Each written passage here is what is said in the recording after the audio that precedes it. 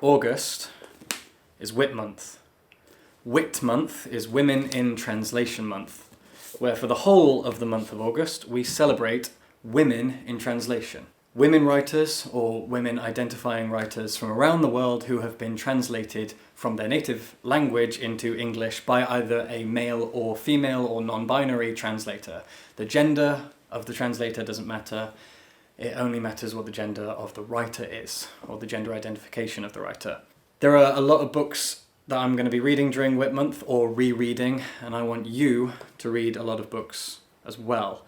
I don't really do readathons, I don't really do book clubs, I don't like that sort of thing, because I don't like being in control of what I read, and I don't like controlling what you read. But what I'm going to do is I'm just going to talk a little bit about what I'm going to read, and books that I think that if you haven't read, you should.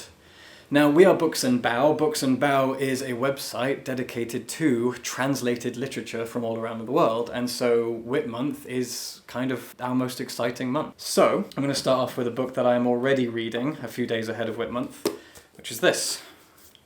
This book is not out yet. I think this is out on the 6th of August. I got this gorgeous, gorgeous copy. This is a French novel. The Revolt is by Clara Dupont-Monaud.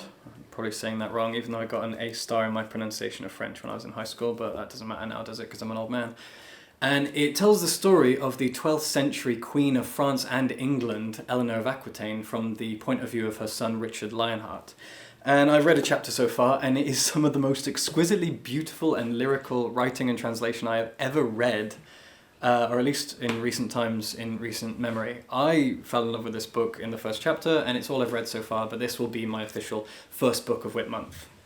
I'm also going to show you this, which I have already read and reviewed and made a video of, and it comes out about halfway through WIT Month. This is Breasts and Eggs by Mieko Kawakami, one of my favourite Japanese writers, and Breasts and Eggs is an exceptional book that I have a lot to say about, and I think it's my longest written review.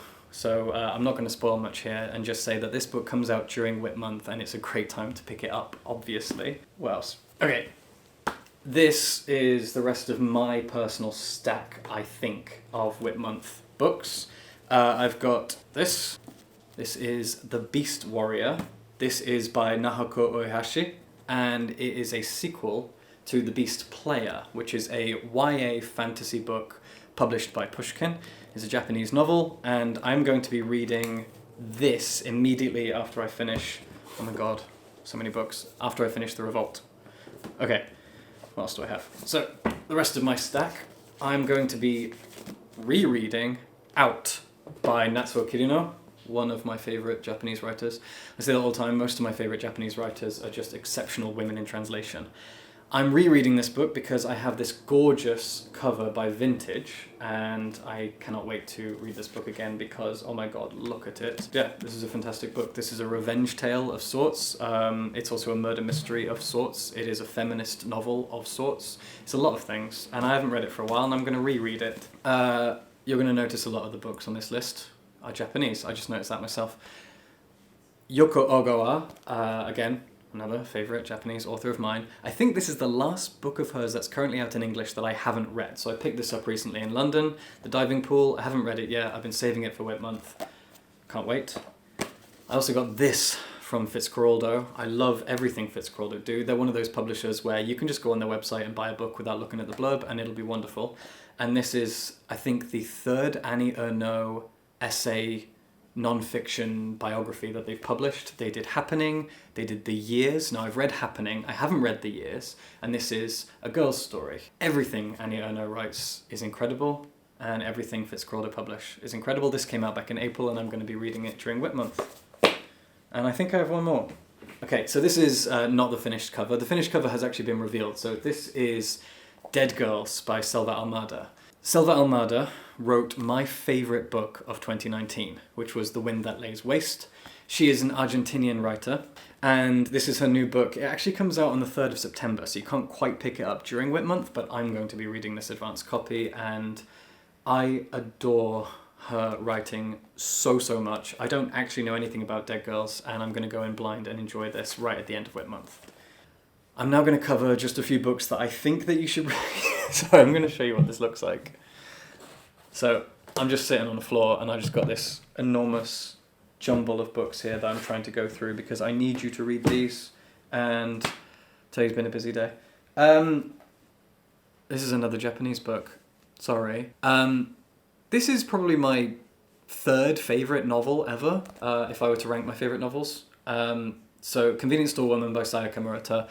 Her second book is coming out in September, October in some parts of the world. Earthlings, you've probably heard a lot of things about Earthlings. Gosh, Earthlings is a shocking book, etc., etc.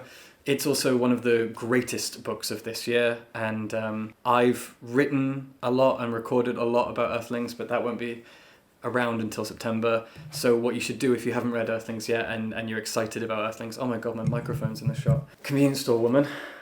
I love this book so much. I absolutely adore everything about this book. I have written about this book for multiple publications, including my own website, and I've not been able to shut up about it for about 2 years. Please, if you haven't read it, I'd be confused because I think so many people did read it when it first came out. Granta did a really good job of publicizing and bigging up this book, so please read it if you haven't yet. Convenience Store Woman is it's a fucking masterpiece. Love this book. Olga Tokarczuk, she is one of the great writers of this century. She recently won the Nobel Prize in Literature for her outstanding contribution to the literary world, and Drive Your Plow is a book of hers that I have never written about in any capacity, but it's a book that I dearly love. I read it last summer while I was living in Denmark, and that was a lovely setting for reading this book. Drive Your Plow is a fantastic book. This and Flights are two of the greatest books I have ever read. Absolutely. Flights is in my top 10 books. They are great books, either of them. I don't have Flights on me because it's on my Kindle.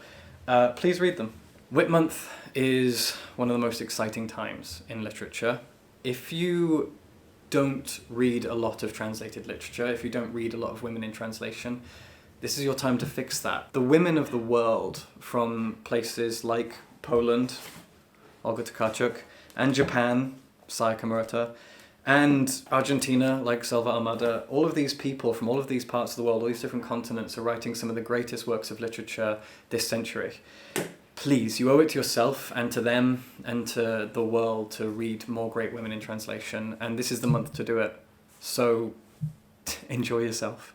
I know I'm going to.